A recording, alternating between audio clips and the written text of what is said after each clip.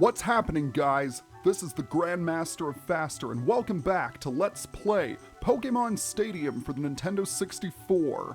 In the last episode, we emerged victorious in the Great Ball Tournament in the Prime Cup, and in this video, we're going to see if we can make it 3 for 3 in the Ultra Ball Tournament, where things get even tougher still.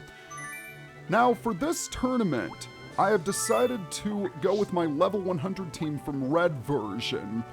It's comprised of what I think are 6 of the best Pokemon of the original 150 roster, excluding legendaries, of course, because, let's face it, anyone can win a fight with legendaries in their team.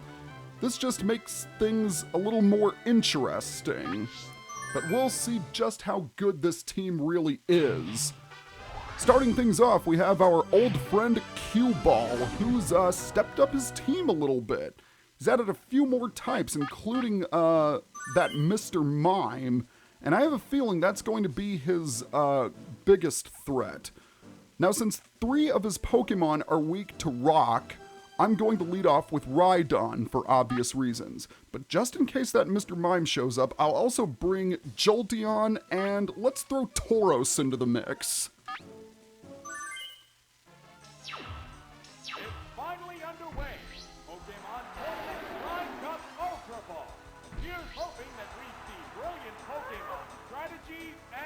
Well, we'll see if I have all 3, and I get the chance to prove it right now. He's leading off with his Arcanine, level 100, Fire type with the moves Ember, Takedown, Agility, and Dig. Arcanine has surprisingly good defense for being a Fire type, and I can't really talk more about that because he's decided to switch out. Not a smart move on his part, though, because he sent out Venomoth. Level 100, Bug Poison type, Confusion, Leech Life, Disable, Stun Spore, largely irrelevant because I took it out in one hit. And there's something that's always bothered me about Venomoth. It is clearly shown to have the ability to fly. So why is it weak against ground attacks? Even when abilities were introduced, it didn't get Levitate, and I never understood why that was the case. Yet another thing that defies all logic. But I can think about that later. Right now I have this Arcanine to worry about. I should be able to tank an Earthquake, because Arcanine, it doesn't get a stab with Dig. Alright, that's what I thought. So this Earthquake, on the other hand, should KO Arcanine with no problem. And indeed it does. So 2 of his Pokemon go down without much effort. What is coming out last? He's gonna send out Ditto. Ditto is at level 100, normal type. Its only attack is Transform. Here's the thing. I don't want it to transform into Rhydon. So instead what I'm going to do is I'm going to switch out to Jolteon. Why would I do that, you might ask? Well, you will soon see. First, it transforms. Remember, when Ditto uses Transform, not only does it take on the opponent's moveset, it takes on the opponent's type as well. So this way, it's going to be vulnerable against an Earthquake. If I had left Rhydon in there, it would have been much harder to take out, because I have Jolteon and Tauros in my roster. Not really a good matchup against a rock and ground Pokemon. Although that's not 100% true, my Tauros does have Blizzard, but it would have trouble against a Rhydon. You gotta think about these things carefully in the later tournaments, because your opponents get more strategic as well.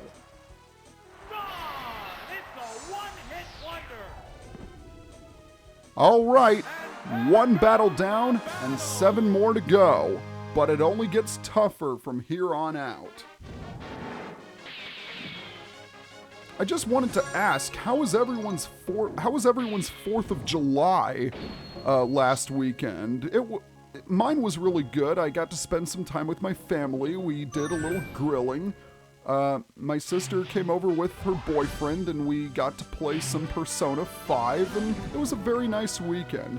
I've always loved the 4th of July. It's always been one of my favorite holidays, because it's a sign that summer truly has begun, and it's just nice to see people get into the spirit. But, holidays and observances aside, let's proceed with the second battle against our old friend, the Team Rocket member. All of his Pokémon are vulnerable to Exeggutor in some way. If you have an Exeggutor, that's going to be the perfect Pokémon to use against this guy. But just in case, I'll bring out Alakazam and Starmie as backup. What kind of battle can we expect to see? Hopefully a short and sweet one. And with him sending out Weezing, it just might be the case. Weezing is at level 100 Poison type with the moves Sludge, Thunder, Fire Blast, and Smoke Screen. That is quite the type coverage, I must say. Weezing is a surprisingly good physical wall. A lot of people forget about it. Usually it's pushed aside in favor of Pokemon like Starmie, but it definitely has its uses.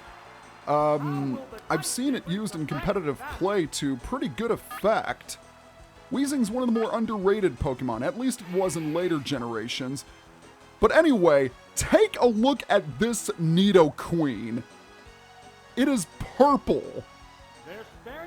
Could this Nidoqueen possibly be shiny? I wonder, I've never noticed that.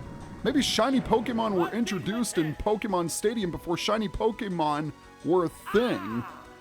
In any case, Nidoqueen is at level 100, Poison Ground type with the moves Bite, Rock Slide, Toxic, and Thunderbolt, largely irrelevant since I have KO'd it.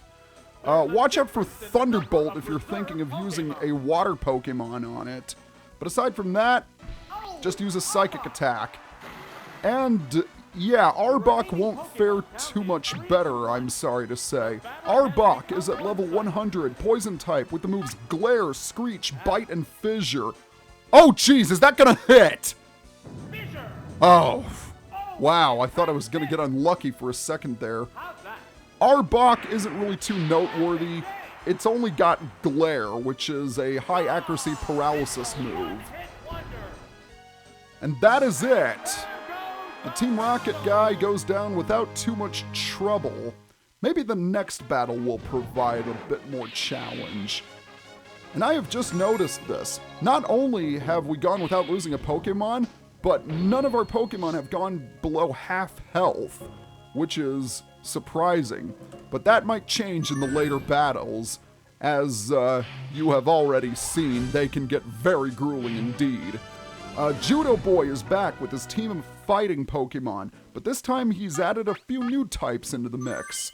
I'm going to be leading off with Alakazam for obvious reasons, but just in case that Electrode shows up, I'm going to bring along Rhydon. Aside from that, let's throw Starmie out there just for kicks. I don't think I should have too much trouble, but the day is young. And he's going to be leading off with his Raticate. Raticate is at level 100, normal type with the moves Focus Energy, Hyper Fang, Takedown, and Bubble Beam. Those physical attacks do have me worried, but Raticate's stats are absolutely pitiful. And, oh, it actually survived a Psychic attack. I am impressed. You're a tenacious little Raticate, aren't you? Well, you have my respect, but I'm afraid I must defeat you. And just because I'm feeling evil, I'm not going to finish you off with Psychic. I'm going to finish you off with Seismic Toss. Seismic Toss is an attack that deals damage equal to the opponent's level. So it's a very versatile move, and almost any Pokemon can use it. And right now my iPad is going off. I don't know why. I'll worry about it later. For right now, Scyther, level 100, bug flying type with the moves Focus Energy, Hyper Beam, Double Edge, and Wing Attack. It's got some pretty nasty moves on there, but it is quad weak to rock. Case in point, I send out a gigantic dinosaur.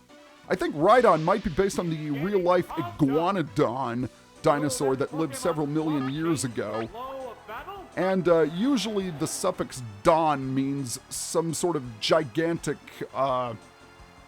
animal with incredibly big teeth.